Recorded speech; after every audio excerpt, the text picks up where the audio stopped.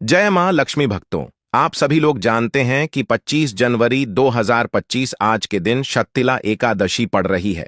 भक्तों, यह जो एकादशी है माघ मास के कृष्ण पक्ष महीने में पड़ने वाला सबसे बड़ी शक्तिला एकादशी है, क्योंकि यह माघ मास के कृष्ण पक्ष महीने में पड़ रहा है, जिसका बहुत ही बड़ा और विशेष महत्व होता है।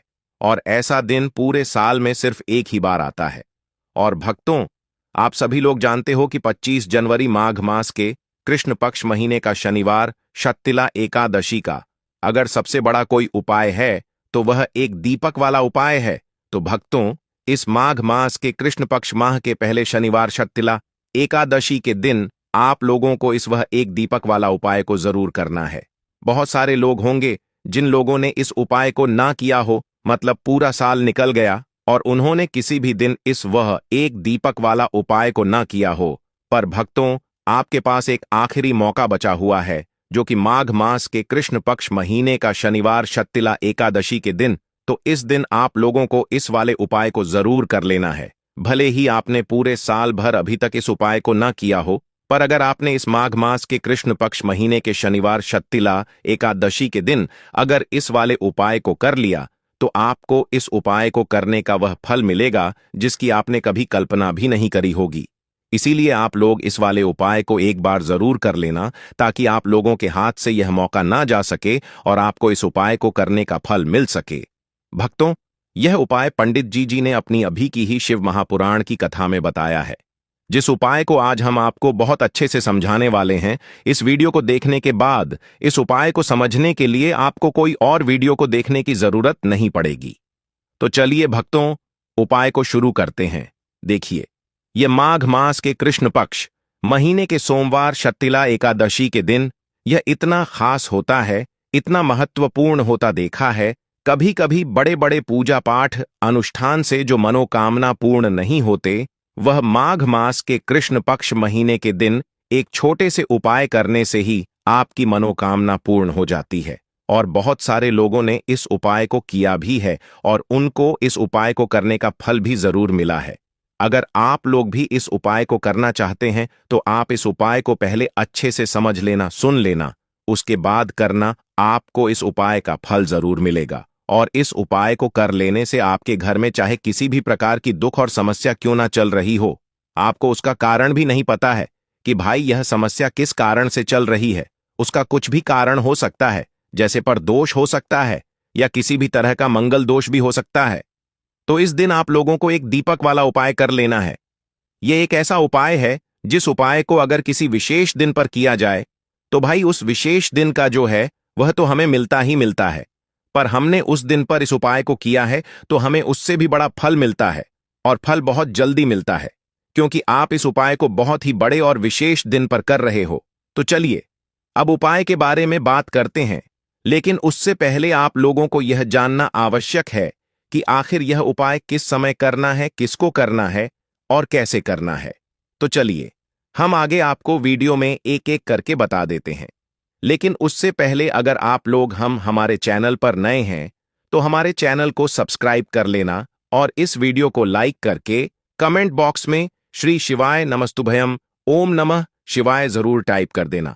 तो भक्तों, इसे एक दीपक वाला उपाय को हमें इस शनिवार शक्तिला एकादशी के दिन कैसे करना है, किसको करना है, किस समय करना है और कहां पर करना है, यह सारे सवालों के जवाब आपको इस वीडियो में मिल जाएंगे। और जो यह वीडियो देखेगा भाई, उसको इसे एक दीपक वाला उपाय जरूर करना चाहिए। और जब बात आ जाए एक दीप वाला उपाय की, तो यह सोने पर सुहागा वाली बात हो जाती है और यह एक बहुत ही बड़ा उपाय हो जाता है इस माघ मास के कृष्ण पक्ष शनिवार शक्तिला एकादशी का। तो अब भक्तों, इस एक दीपक वाला उपाय को आखिर करना किसको है, सबसे पहले हम लोग वह बात जान लेते हैं। तो देखो, घर की जो बड़ी माताएं बहनें होती हैं, उन माताओं बहनों में से कोई भी एक बड़ी माता बहन इस वाले उपाय को कर सकती है। और भक्तों, अगर आप चाहे तो अपने घर में से सभी सदस्यों को भी इस उपाय को करवा सकते हैं। अगर किसी व्यक्ति की खुद की कोई मनोकामना है, खुद की कोई दुख और परेशानी है जो कि वह अपने लिए ही करना चाहता है, इस वाले उपाय को तो वह खुद अपने लिए भी कर सकता है। बाकी अगर कोई घर में से ऐसा है जो कि अपने पूरे घर परिवार की सुख और शांति के लिए यह वाला उपाय करना चाहता है, तो भाई वह भी कर सकता है। उसमें भी कोई दिक्कत वाली बात नहीं है। कहने का मतलब यह है कि इस उपाय को हर एक सदस्य भी कर सकता है और पूरे घर परिवार के सदस्य के लिए घर की बड़ी माताओं बहनों में से कोई एक माता बहन भी कर सकती है। माताएं बहनें अगर घर में उपस्थित ना हो या वह यह वाला उपाय ना कर पा रही हो, तो फिर घर का कोई बड़ा सदस्य भी इस एक दीपक वाला उपाय को कर सकता है। चाहे फिर वह पुरुष क्यों ना हो, उसमें कोई भी दिक्कत वाली बात नहीं है। एक दीपक वाला उपाय को, आखिर इस उपाय को हमें किस समय करना, सुबह के समय करना है कि शाम के समय करना है? तो देखो, इस वाले उपाय को आप लोग सुबह के समय भी कर सकते हो और शाम के समय प्रदोष काल में भी कर सकते हो। अब अगर आप पूछो कि भाई सबसे उत्तम समय कौन सा रहेगा इस एक दीपक वाला उपाय को करने का, तो हम आपसे बस यही कहेंगे कि इस उपाय को आप सुबह के समय करेंगे तो ज्यादा बेहतर होगा। बाकी अगर प्रदोष का काल शाम के समय भी करेंगे तो भी अच्छा होगा, उसमें कोई भी दिक्कत वाली बात नहीं है।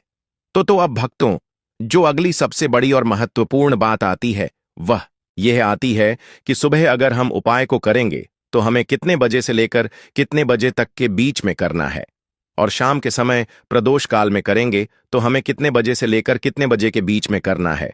तो देखो, सुबह जितनी जल्दी हो सके आप उपाय को करने की कोशिश करना। बाकी अगर किसी कारणवश लेट भी हो जाओ, थोड़ी देर भी हो जाए, तो 10 या 12 बजे तक भी आप उपाय कर लेना, पर 12 बजे से ज्यादा देरी ना हो। ठीक है, इस बात का ध्यान रखना। उसके बाद में भक्तों, अगर शाम के समय प्रदोष काल की बात करें, प्रदोष काल का जो समय होता है वह शाम के 6 बजे से शुरू हो जाता है। मतलब शाम के 6 बजे से लेकर 7 बजे के बीच का जो समय होता है, यह समय प्रदोष काल का समय होता है। पर अभी जो मौसम चल रहा है, इस मौसम में जो है शाम बहुत देरी से होती है, तो आप इस उपाय को 7 बजे या 8 बजे के बीच में भी कर सकते हो। मतलब शाम के 6 बजे से रात 8 बजे के बीच में आप कभी भी इस वाले उपाय को कर सकते हो, उसमें कोई भी दिक्कत वाली बात नहीं है। देखिए, व्यक्ति के जीवन में अगर उसे जल्दी से जल्दी अधिक से अधिक धन चाहिए, तो उसको हमेशा श्री हरि विष्णु की उपासना करनी चाहिए। श्री हरि विष्णु से जुड़े हुए उपाय करने चाहिए, क्योंकि मां लक्ष्मी स्वयं कहती हैं कि मैं श्री हरि विष्णु के बिना कहीं नहीं जाती। मां लक्ष्मी हमेशा वहां होती हैं जहां श्री हरि विष्णु होते हैं। अब श्री हरि विष्णु को सबसे प्रिय है तुलसी जी का पौधा। अब तुलसी जी के पौधे से जुड़ा हुआ ही उपाय आज की वीडियो में आपके लिए बताने वाले हैं, और यह उपाय इतना चमत्कारी है कि जिन लोगों ने इस उपाय को पूरी सच्ची श्रद्धा से किया है, उन्होंने इसका चमत्कार अपने जीवन में रातों रात देखा है। धन के रास्ते जीवन में ऐसे खुल जाते हैं कि आपको खुद भी इस बात पर विश्वास नहीं होता है कि कैसे आपके पास हर तरफ से, हर जगह से पैसा आना शुरू हो गया है। मतलब जो आज आप अपने जीवन में बहुत ज्यादा सोचते हैं कि कैसे यह निर्धनता दूर होगी, कैसे यह पैसे की कमी दूर होगी, कैसे आप धनवान बनेंगे, कैसे आपके पास पैसा आएगा, तो ऐसा समझ लीजिए कि आज की यह वीडियो का जो उपाय है, इसे सच्ची श्रद्धा से करने से रातों रात आपका भाग्य भी चमके, आपकी सोई हुई किस्मत भी जागेगी। तो चलिए बात कर लेते हैं कि 25 जनवरी माघ मास के कृष्ण पक्ष का शनिवार, षठतिला एकादशी के दिन यह उपाय आपको किस समय करना है, कैसे करना है और कौन सा उपाय है, क्या क्या चीजें आपको लेनी है। तो देखिए, अगर आपके घर में तुलसी जी का पौधा है तब भी यह उपाय आप कर सकते हैं। तुलसी जी का पौधा नहीं भी है ना, तब भी यह उपाय आप कर सकते हैं। तो देखिए, आपको सबसे पहले यहां पर लेना है एक मौली धागा, जिसे हम कलाबागान है। अच्छा, मौली धागे में 2 कलर आते हैं। एक तो आता है लाल रंग का मौली धागा और एक आता है लाल और पीले रंग का मौली धागा, ठीक है ना। और एक पीला भी होता है जिसका रंग केवल पीला होता है। आप कोई सा भी मौली धागा यहां पर ले सकते हैं। अब यहां पर आपको थोड़ी सी पिसी हुई हल्दी लेनी है, जो कि श्री हरि विष्णु से ही जुड़ी हुई है। थोड़ा सा पानी जल डालेंगे उसके अंदर और उस हल्दी को थोड़ा गाढ़ा गाढ़ा घोल लेंगे, उसका पेस्ट बना लेंगे। अब मौली धागा आपने लेना है थोड़ा सा, ठीक है ना, और उस हल्दी के अंदर आपको अच्छे से उसे डुबा देना है। मतलब हल्दी का लेप उस मौली धागे के ऊपर आपको लगा देना है। अब इस हल्दी के जो धागा है, जो मौली धागा है, इसके अंदर आपको 3 गांठें लगानी है। कितनी गांठ लगानी है? 3। अच्छा, तीनों गांठों पर आपको बोलना है ओम नमो भगवते वासुदेवाय नमः, ओम नमो भगवते वासुदेवाय नमः मंत्र बोलना है और इस कलाब में 3 गांठ आपको लगानी है। अब ये कलाब का जिसमें आपने 3 गांठ लगाई आपको तुलसी जी के पौधे में शनिवार शक्तिला एकादशी के दिन बांधना है। श्री हरि विष्णु से कहते हुए, मां तुलसी से कहते हुए कि मेरे जीवन से निर्धनता, पैसे की कमी, गरीबी, धन से जुड़ी जितनी भी समस्याएं हैं उन्हें आप दूर कर देना। विशेषकर मां तुलसी से आपको प्रार्थना जरूर करनी है, क्योंकि मां तुलसी की कोई भी बात श्री हरि विष्णु कभी नहीं टालते हैं। तो देखिए इस उपाय को अश्विन महीने का शनिवार सफलादशी के दिन आपको किस समय करना है। सुबह भी कर सकते हैं, शाम को भी कर सकते हैं, बस सूर्य अस्त होने के बाद यह उपाय आपको नहीं करना है। मतलब जब सूरज छिप जाता है उसके बाद यह उपाय आपको नहीं करना है। उससे पहले पहले आप किसी भी समय इस उपाय को कर सकते हैं। साथ ही साथ शाम के समय में अगर यह उपाय आप सुबह को कर रहे हैं तो शाम के टाइम पर आपको तुलसी जी के पौधे के पास एक देसी घी का दीपक जरूर प्रज्वलित करना है। अच्छा, दीपक तो बहुत सारे लोग तुलसी जी के पौधे के पास लगाते हैं, लेकिन गलती कहां पर कर देते हैं। देखिए, सीधे सीधे आपको ना दीपक जमीन पर नहीं रखना है। या तो आप छोटी सी प्लेट ले लें, उसके अंदर आप दीपक रखें, और या फिर आप क्या करें, थोड़े से अक्षत चावल के जो दाने होते हैं जो टूटे हुए नहीं होते हैं वह आप पहले रख दें और उसके ऊपर ही आप दीपक रखें। फूल की पंखुड़ियां भी ले सकते हैं, उसके ऊपर भी आप रख सकते हैं। रखते समय भी आपको तो तुलसी से प्रार्थना करनी है, उनसे कहना है कि मेरे घर में हमेशा धन धान्य भरा रहे, हमेशा धन की वृद्धि होती रहे और फिजूल खर्ची से मैं हमेशा बचा रहूं, कभी भी मेरे घर में धन की बर्बादी ना हो। तो देखिए, यह उपाय जब आप शनिवार शक्तिला एकादशी के दिन करते हैं तो ऐसा समझ लीजिए कि मां लक्ष्मी और श्री हरि विष्णु जो है वह आपके घर में आकर वास करते हैं। अष्टलक्ष्मी का आपके घर घर में वास होता है। कभी भी धन को लेकर आपको अपने ने पूरे जीवन काल में परेशान नहीं होना पड़ता है, क्योंकि हल्दी जो होती है यह आपके गुरु ग्रह को भी मजबूत कर देती है, श्री हरि विष्णु को प्रसन्न कर देती है। और यहां पर आपने तुलसी मैया से जुड़ा हुआ उपाय करा है तो श्री हरि विष्णु तुरंत आपकी मनोकामना को पूरा करते हैं। जब मान तुलसी आपकी विश, आपकी इच्छा, आपकी मनोकामना श्री हरि विष्णु से कह देती हैं, तो यह उपाय इतना चमत्कारी है कि रातों रात इसका चमत्कार, इसका असर, इसका जो प्रभाव है वह अपने जीवन में आपको देखने को मिलेगा। बस पूरी सच्ची श्रद्धा से आपको यह उपाय करना है। तो यह पहला उपाय है, तुलसी मैया से जुड़ा हुआ उपाय है। अब बात कर लेते हैं दूसरे उपाय की। दूसरा उपाय जो अब आपको बताने जा रहे हैं, यह उपाय भी शनिवार शक्तिला एकादशी का ही है। और इस उपाय को करने से आपका जो भाग्य है वह उदय होता है, चमकता है।